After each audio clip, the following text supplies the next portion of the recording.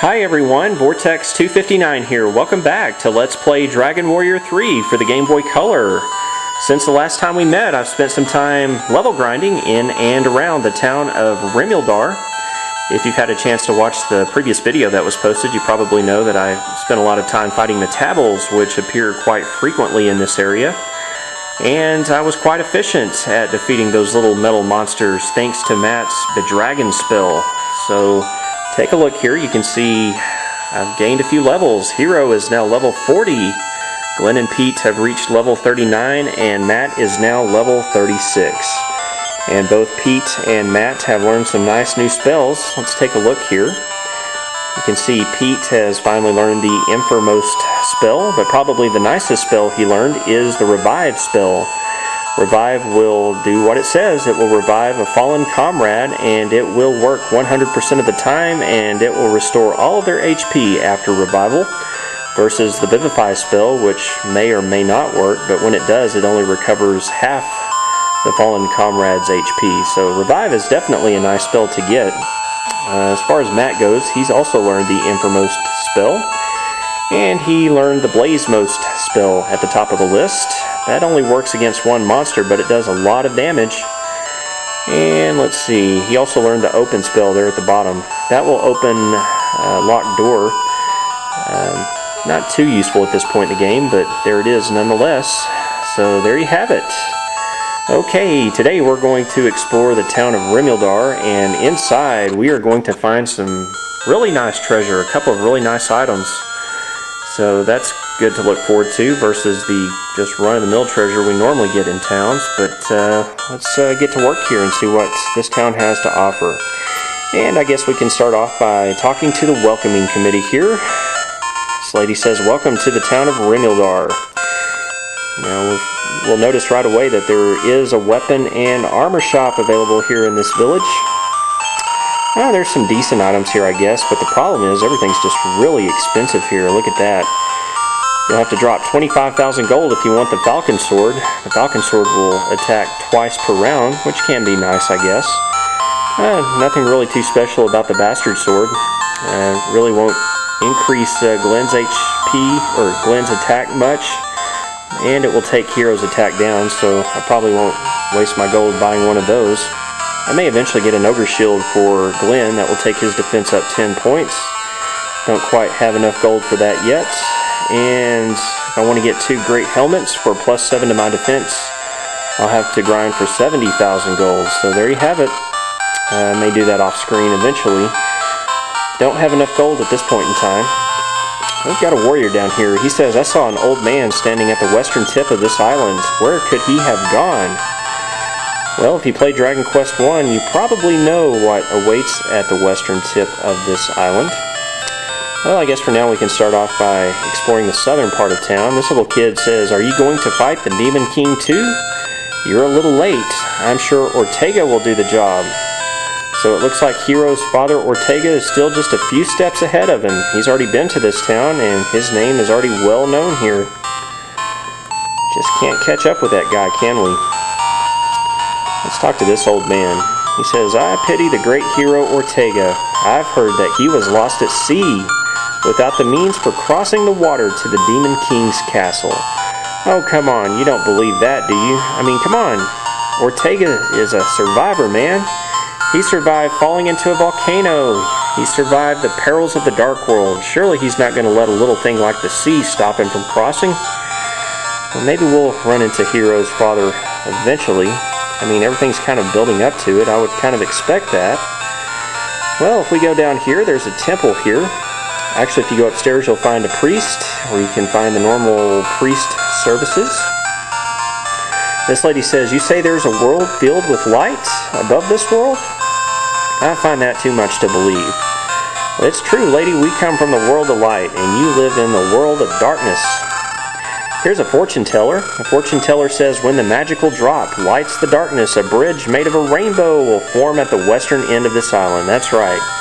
Just like in Dragon Warrior 1, we've got to find the rainbow drop to form the bridge to Zoma's castle. We've got the sun, we've got the rain. Those two items will combine to form a rainbow, and we will find that rainbow drop hopefully by the next video. Well, look at that in the lower left portion of the screen. You see that staircase? How in the world do we get up those stairs? Well, what we'll have to do first is exit out of the temple, and we can just go around to the southwestern part of the temple, go up to the tree, and push on the wall to find a hidden entrance. Now we can go upstairs, and it looks like a prison with a guard. And the guard says that prisoner is a wicked man who has swindled and cheated people. What a naughty boy. Let's talk to him. He says, I've heard that there is a secret entrance behind the Demon King's throne in his castle. Of course, nobody believes what I have to say. Well, they had better, because he speaks the truth, as you'll see eventually. Well, let's check south of the table here to find tiny metal number 93. 7 more to go to get the gold pass, 2 more to go to get the sacred bikini.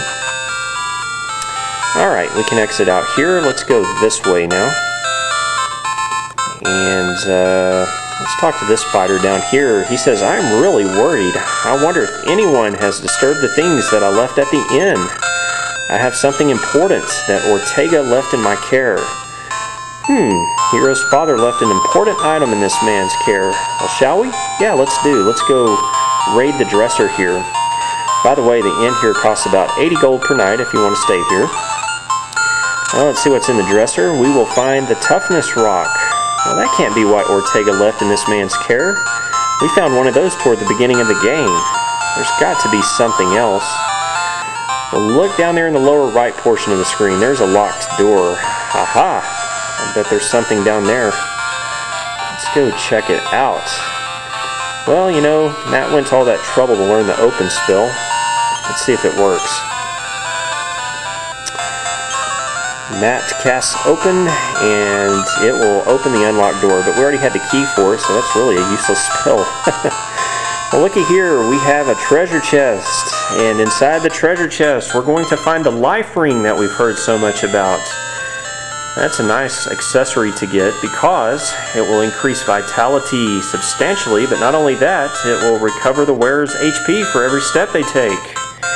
That sounds like a good candidate for Glenn to wear, so let's give that to Glenn. Actually, it's already in Glenn's possession. That will take his vitality up to 198 from 173. Very cool. Alright, so there's the life ring hidden there. Okay, let's go to the other side of town, see what some of these houses have inside. There's 2 of them right up here. We go inside this house and talk to the lady. She says the crest is a symbol of Rubus's love, and we've already obtained that from Rubus's tower, and I've got it equipped as an accessory on Hero. If you look inside the dresser, there you go, there's the other good item. That's right, people, there's you a second Zen scroll hidden there. The second one in the game is hidden here in Rimuldar, so if you want to have another sage in your party, just take that on down to Dharma Temple, show it to the priest, and you can become another sage. I guess the only problem is that you'll have to level up from level 1 again, but that shouldn't take too terribly long, given that you can fight some high experience yielding monsters here in the Dark World, plus the Metabals offer a ton of experience. So I may get a second sage eventually for when I do the bonus dungeons. That will really be a powerhouse party with 2 sages. Alright, so we found the Zen scroll. Let's go inside the second house. Find an old man and his son here. The younger man says, without the light orb, the Demon King will be nigh impossible to defeat. So keep that in mind. We'll need the light orb to make the Demon King Zoma easier to defeat. The old man says, rumor has it that the light armor is hidden away in the tower where Rubus has been sealed, and we've already found that. Since we've already been to Rubus's tower, Hero is wearing it. And if we look inside the dresser, we will find the gold beak. I believe that will increase your luck if you equip that.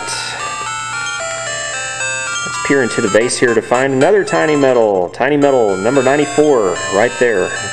And I believe the southern base also has an item. Yep, there's a strength seed hidden right there. Alright, really one more place we can visit. If you play Dragon Quest 1, you know that in the northwestern corner of the town of Rimuldar there was a magic key shop. Well, in order to get there, you had to cross over the bridge and go up and around.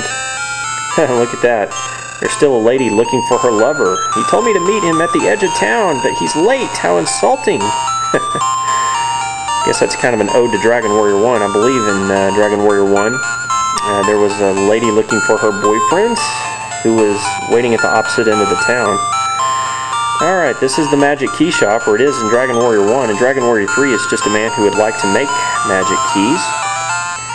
Well, let's look in the dresser here to find tiny metal number 95. That's in the right dresser. The left dresser holds a token. And if we check this pot, we will find an intelligence seed. Alright, well next time we meet on Let's Play Dragon Warrior 3 for the Game Boy Color, the sun is going to meet the rain and we're going to make a rainbow bridge. So stay tuned for that. Thanks for watching today. This is Vortex 259. We'll see you all again next time.